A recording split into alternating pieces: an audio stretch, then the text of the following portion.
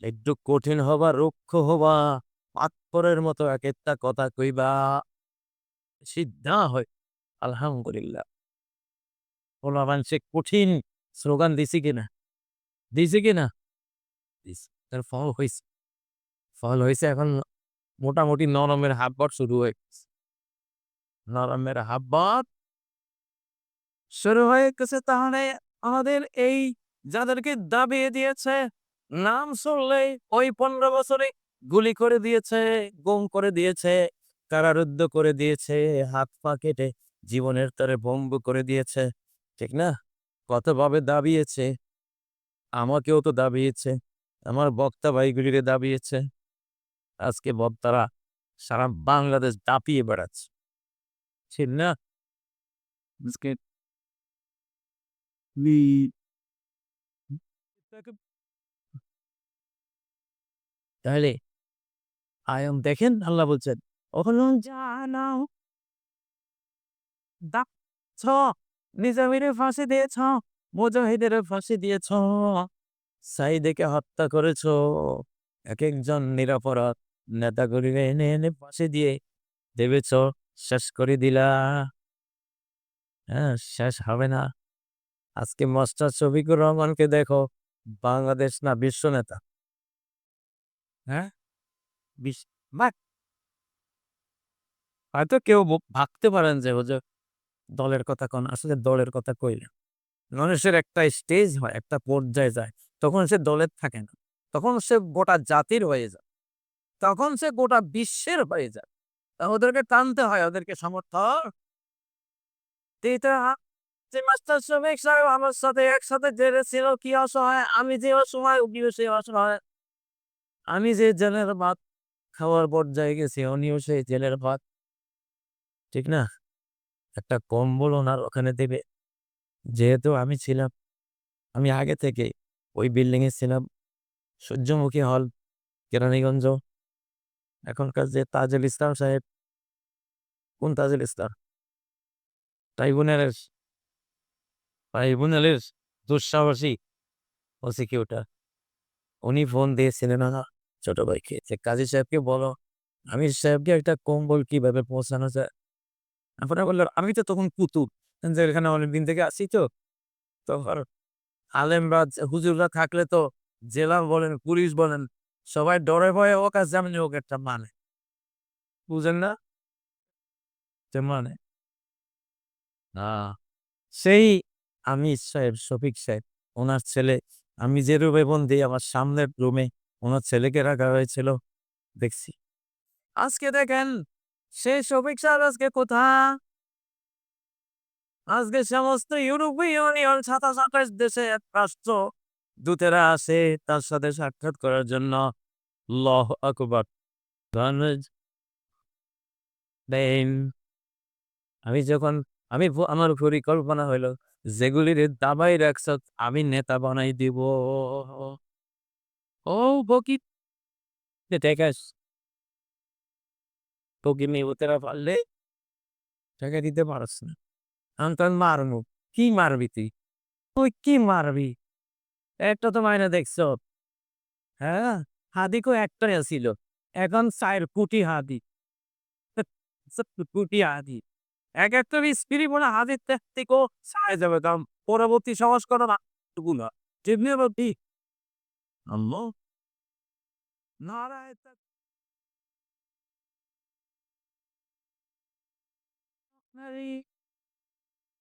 আমি এদেরকে নেতা, বিশ্ব নেতা, বাংলাদেশী নেতা বানায় দেব। আরে কার ক্ষমতা আছে? কে হিংসা করিস?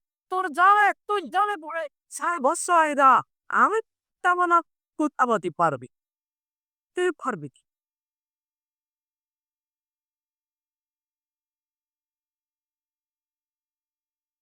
আমি ইমাম বাড়াই, রাষ্ট্রের নেতা। মসজিদে গেলে গিয়া, মসজিদে গেলে মসজিদে দেখবি ইমাম। এই বাবু বলে, "স্যার আপনি রেওয়াজ।" ঠিক না? তুই তোর জানাজারও এইভাবে রে বা তোর জানাজা। নে আমি আল্লাহ কি না পান। ও না দেখা শুরু না। এই আয়াত আমরা দেখতেছি। বাংলাদেশে দেখতেছি যেসব ইসলামী সংগঠন, ইসলামী দল, মামুনুল হক সাহেব আহারে তারে লইয়া কত নাটক, কত সিনেমা, কত বায়োস্কোপ দেখলাম। তা হালাল বউ নিয়া, হালাল স্ত্রী নিয়া কত নাটক করলি। হ্যাঁ, রয়ের দালাল না, রয়ের এজেন্টরা করে কি? আলেমদের চরিত্র নষ্ট করিয়া মনে করে দিছি ওনারা শেষ। শেষ করিস নেই। চন্দ্র কাপে আগুন দিয়া তার সুবাস গোটা পৃথিবীতে ছড়া দিছ। চন্দ্র কাঠ এটা কেউ বুঝতো না, জানতো না এটা কি কাঠ। এটা দিয়ে কোনো পালন হয় না, খাট হয় না, ফার্নিচার হয় না, তেমন দাম নাই। যে লোকের বাগান, ওই লোকের এক শত্রু ছিল। সেই শত্রুর মনে হয়েছে এই লোকের বাগানটা জ্বালায় দিছে আকর। বাবারে আনন্দে আর মানে যে সুবাস শুরু হইছে। সুবাসে তাও গ্রাম থেকে মানুষ দৌড়ে আছে কিরে এই কিসের গা থেকে আই দেখে যে চন্দনের বাগানে আগুন দিচ্ছে সেই গাছের সুবাস। যে গাছের দাম ছিল না 10 টাকা, এখন 10 লাখ টাকা। ঠিক না ঠিক?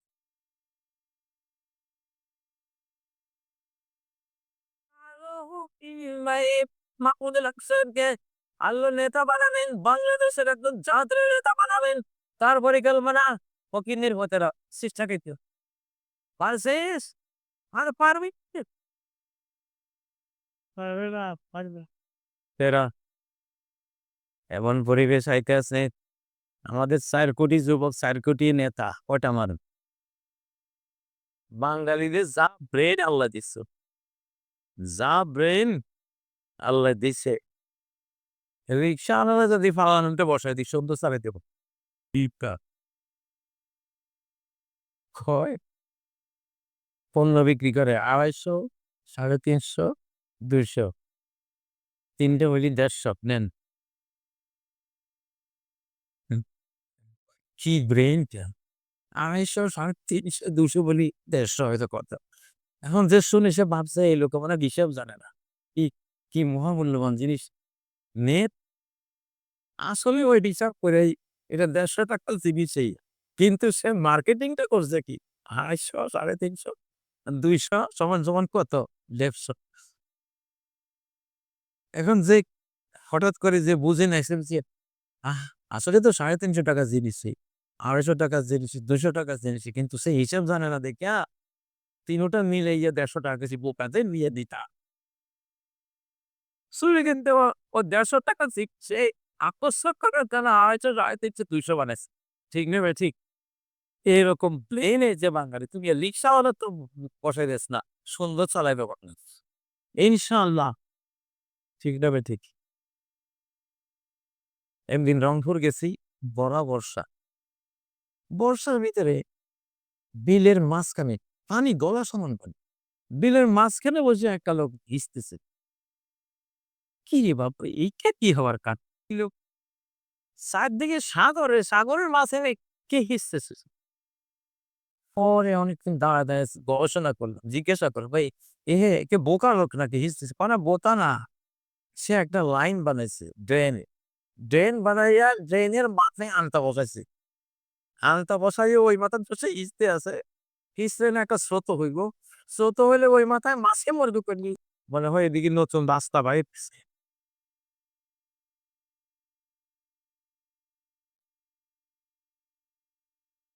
বাঙালিদের খেপাইস না, বাংলাদেশীকে খেপাইস না। ওই নাসা মহাকাশের স্টেশন বাঙালিরা দেখবেন কতগুলি আছে ওখানে। মহাকাশে যায়। আমেরিকা চলে তো এইসব ব্রেন দিয়ে বা আমেরিকার বহু মিসাইল এই যে ক্ষেপণাস্ত্র ডিজাইনার হলো বাংলা। আমার সাথে জেলখানায় একজন ছিল ৮৬ বছর বয়স। তো আমেরিকায় ৩-৪ টা ইউনিভার্সিটিতে ডক্টরেট করা। তো উনার সাথে আমি একই ইয়েতে ছিলাম, একই বিল্ডিং এ জেলখানা। দেখলাম লোকটার মধ্যে সে সকাল সন্ধ্যা নবীজির দুরূদ পড়ে আর ২ চোখ বেয়ে বুক ভাসায় খেলা। ভাবলাম যে এই লোকটা ইংরেজি লোক। তো তার এত সাংঘাতিক আবেগ। তো উনার একটু ঘনাইলাম। অবকাভুক্ত কয় যে বিল গেটস যে মাইক্রোসফট কোম্পানি, উনি ওই মাইক্রোসফট বিশ্বের সেরা ধনী না বিল গেটস? ওই বিল গেটস এর মাইক্রোসফট কোম্পানির উনি কম্পিউটার অপারেটর ছিলেন। আমরা বললেন যে বহু বাঙালি, ও তো বিল গেটস তো বাঙালি দিয়ে উঠছে। আল্লাহ! হ্যাঁ, এমন ব্রেইন আল্লাহ তাআলা বাংলাদেশে দিছে। এক বিজ্ঞানী গবেষণা করছে, কয় পৃথিবীর সব জাতির ব্রেইন খরচ হয়ে গেছে। তো আমরা চিন্তা করতাম পৃথিবীটা চালাইব কে? পরে বাংলাদেশের ব্রেইন গবেষণা করলাম। কয় দেখলাম যে পুরাটাই খালি রইছে। আর কিচ্ছু ব্যবহার হয় নাই। এইজন্য এখন সারা পৃথিবী দেখবেন বাংলাদেশের দিকে আসতেছে। এটা এখনো অব্যবহৃত রইছে। সুবহানাল্লাহ! এগুলি কাজে লাগে। বুঝছেন? নারায়ে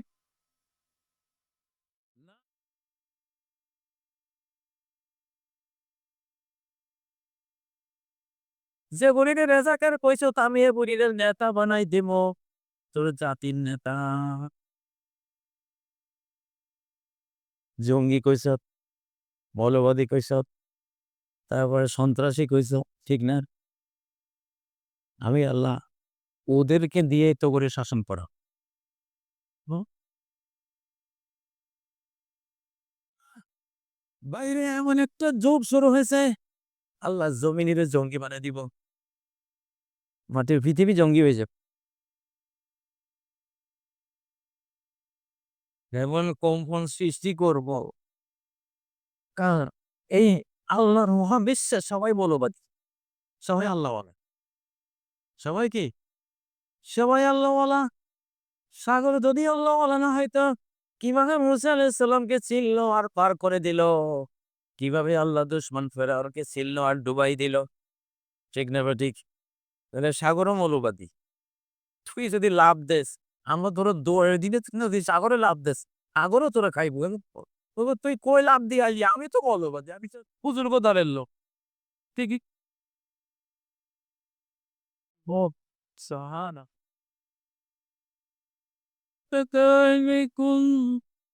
কি কত দিলাজির কি মুসা আলাইহিস সালাম যখন লাথি মারলেন ১২টা বিশ্বরোড হয়ে গেল। ২-৩ কিলোমিটার উঁচু হয়ে পানিগুলো গার্ড অব অনার দিয়ে দাঁড়িয়ে গেল। আর আমরা তো ফেরাউনের ধর্ম, তুমি যাও, তোমারে সসম্মানে পার করে দিলা। সুবহানাল্লাহ! এখন আগ্নেয়াস্ত্র বানাইছ, আগুন, আগ্নেয়াস্ত্র মারবি, পরমাণু বোমার হুমকি, এটম বোমার হুমকি, ঠিক না? আগুন কয় আমি তো মৌলবাদী। আমি যদি মৌলবাদী না হইতা, তাহলে ফিলিস্তিনের একটা প্রাণীও বাঁচত না। হিরোশিমা নাগাসাকিতে যে এটম বোম মারেছিস, ওরকম ২০-২৫টা মারা হয়ে গেছে। এখনো গাজা বাঁচা রইছি। ঠিক না বেঠিক? কোন কোতে তাহলে নমরুদের জায়গা চালানো আগুন, নমরুদের লক্ষ লক্ষ মন লাকড়ি খড়ি জমা করে সেই জমাকৃত লাকড়ির মধ্যে আগুন দিল। ঠিক না? সে আগুনের মধ্যে তার দুশমন হযরত ইব্রাহিমকে ফেললো। নমরুদের মৌলবাদ। প্রমাণ হইল কি আগুনটাও কি? কিরে? হে মৌলবাদী না? ইব্রাহিম তো দেখা যায় আগুনের দোস্ত। ওই হাসান হুজুরের তার পরিচিত ফ্রেন্ড। মৌলবাদী দোস্তি না?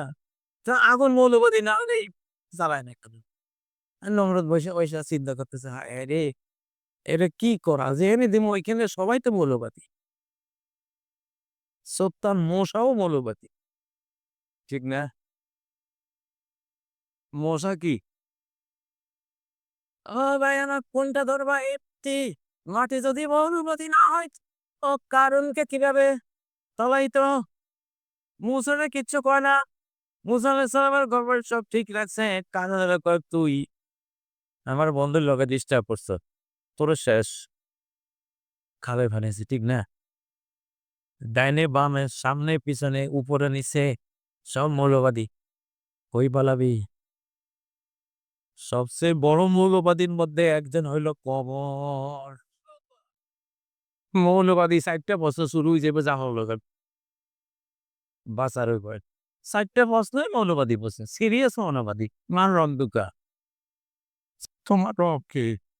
ওমা দিনুকা, তোমার দিন কি, ধর্ম কি, আমার নবীকা, তোমার নবীকে। এটাকে জিজ্ঞাসা করে নাই এই কামিকা কোথায়, অথবা তোমার এই যে সোমনাথ মন্দির কোন জায়গায়, হ্যাঁ, আমাদের মোদিজি কই থাকে, এগুলি তো প্রশ্ন না। হ্যাঁ, প্রশ্ন 4টে করছে, একটা প্রশ্ন তো সেকুলার না, একটা প্রশ্ন তো কোনো তন্ত্রমন্ত্রের না, কোনো হিন্দুগত ইহুদি খ্রিস্টান এদের প্রশ্ন না। 4টে প্রশ্নে কোরআনের কিতাবের ইসলামের, ঠিক না ঠিক?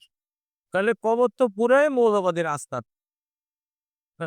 হ্যাঁ, তা আইন খরচ না যে কবরে আপনারা এইসব প্রশ্ন যে করতে আসবেন, এসব মৌলবাদী প্রশ্ন আমাদের ভালো লাগে। তারা আইন তো ফকিন্নির হতে পারবেই। ও ভাই, কবর কত বড় মৌলবাদী, যেগুলি তেড়ি বেড়ি করে কবরে গেছে, এমন চাপ মারবে মৌলবাদী কবরে, চাপের লগে এই বাহুর হাড, ডানের হাড্ডি বামে যাবে, বামের হাড্ডি ডানে চলে যাবে। হাইয়া, ও ভাইরা, তাহলে পারবে না আত্মসমর্পণ করা, কোরআনের কাছে আত্মসমর্পণ করা। কোরআন দিয়ে কি যে করবো এখন, উলট করি ফেলাম সব ইনসান। এই কোরআন দিয়ে কি যে করবো আমরা আমাদের মালিকের সাথে নিয়ে, ঠিক না ঠিক? হ্যাঁ, আচ্ছা কোন তো গ্রামের পোলা একটা যদি ডেলি 5 বার 6 বার ওসি সাহেবের সাথে দেখা করে, ওসি সাহেব তাদের ফোনে ডাকে, তুই একটু আয়, এই ফোনাকে তো গ্রামের সবাই ডরা, সর্বনাশীটার লগে ওসি সাহেবের সম্পর্ক, ঠিক না? যদি এসপির লগে আরেকজনের এরকম সম্পর্ক হয়, এসপি সাহেব খালি ফোন দেয়, আসে ডেলি কয়েকবার এসপির কাছে যাই, বসে সবাই দেখে, ছবিও দেখা যায় যে ছেলেটা এসপির। ওরে তো চোর ডাকাত আমার ভালো মন্দ সবাই ডরায় যে এই খবরদার কিছু কোয়েশ্চেন আছে, এটা কিন্তু এসপির লগে, ঠিক না বেটি? এইভাবে যাকে যাকে যাবি কোনটা দেখা যায়, এটা ডেলি কয়েকবার ডক্টর ইউনিসের লগে তা দহরম মহরম খাতির আন্তর্জাতিক মিডিয়া তার ছবি আসে, ঠিক না বেটি? এটা সবাই ডরাইতো না, হিসেবে দেখতো না, দেখতো না। হ্যাঁ, আরে ভাই, প্রধানমন্ত্রীর কাজের মেয়ের ক্ষমতাও মন্ত্রী সে বেশি তার, এটা ঠিক না? ঠিক না বেটা, প্রধানমন্ত্রীর লগে সম্পর্ক। আচ্ছা, আমরা যে ডেলি 5 বার মালিকের লগে কথাবার্তা কই, এই তো একটু আগে তো কথা কইয়া আসছে, হ্যাঁ, তো তোকে ডর লাগে না?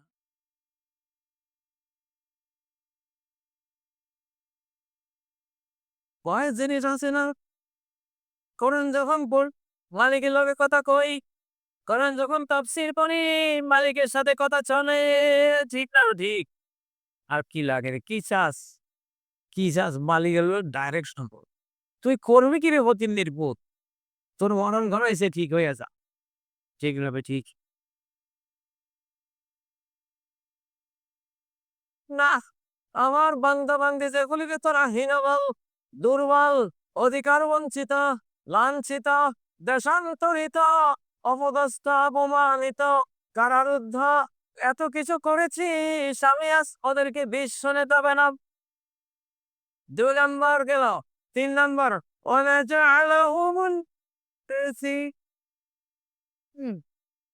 আমি এদেরকে গোড়া দেশের মালিক বানাইয়া দিমু।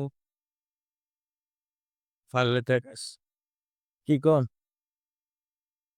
আইতে আছে এক সিরিয়াল আয়াত, এটা দেখাই, আল্লাহ দেখাইবো আপনা করে, আমি কইয়া গেলাম আপনারা একটা তো দেখছেন যে আল্লাহ কিভাবে দুর্বল অবস্থান থেকে কোথায় তুলে আনছে, আলহামদুলিল্লাহ, নেতা হয়ে গেছে, এটাও দেখতেছেন, প্রশংসা আর প্রশংসা। আল্লাহ দিন নিয়ে কাজ করে, মানুষের সেবা করে, গরিবকে অর্থ দেয়, ঠিক না? হ্যাঁ, কারো থেকে অর্থ কি করে না, আত্মসাৎ করে না, চুরি করে না, চাঁদাবাজি করে না। আমি ইমাম বানাই দিছি, নেতা বানাই দিছি। একটা দেখ তোরা, আমি আল্লাহ করেছি। আমি আল্লাহ করেছি, তোরা দেখ। আল্লাহু আকবার। এক আলেম ওনারে বলছে, ওনার এই অংশে কোনো মাংস নাই। পিটাইতে, পিটাইতে এই এই পাশের মাংসগুলি সব ধ্বংস করি ফেলছে মারতে, মারতে। আজকে দেখ গিয়া সেই তুই কোথায় আর সে আলেম কোথা? জাতির নেতা। জাতির?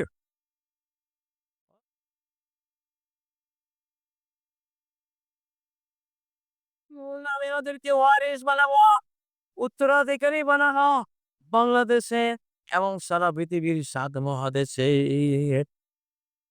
ইনশাআল্লাহ। বাঙালিরা পেট খালি করো ইনশাআল্লাহ। খাইয়ে বলাইতে না। এই কিতাব তো খাবারেরও কিতাব।